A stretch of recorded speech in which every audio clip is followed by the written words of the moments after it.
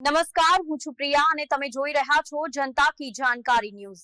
નજર કરીએ આજના સમાચાર ઉપર। દામનગર શક્તિપીઠ ગાયત્રી મંદિર પરિસરમાં સ્વર્ગીય જીવીબેન ભીમજીભાઈ નારોલાની પુણ્ય સ્મૃતિમાં વટે માર્ગુ માટે વોટર કુલર અર્પણ કરતા પુત્રરત્નો નારોલા બંધુઓ દામનગર વેપારી અગ્રણી અમરશીભાઈ નારોલા અને ધીરુભાઈ નારોલા પરિવારે સ્વર્ગીય માતૃશ્રી જીવીબેન ભીમજીભાઈની પુણ્ય સ્મૃતિમાં વટે માર્ગો માટે શીતળ જળ વ્યવસ્થા કરી।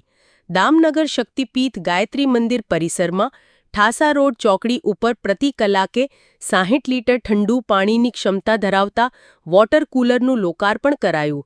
રાહદારીઓને નિયમિત મળી રહે તેવા ઉમદા આશયથી વોટર કુલર અર્પણ કરતા પૌત્રરત્ન હર્ષદ નારોલા, પિયુષ નારોલા, પુત્રરત્ન અમરશીભાઈ નારોલા તેમજ ધીરુભાઈ નારોલા પરિવારે સ્વર્ગીય માતૃશ્રી જીવીબેન ભીમજીભાઈની પુણ્ય સ્મૃતિમાં પરમાર્થનું સુંદર કાર્યનું આજે અનેક મહાનુભાવોની પ્રેરક ઉપસ્થિતિમાં લોકાર્પણ કરાયું હતું।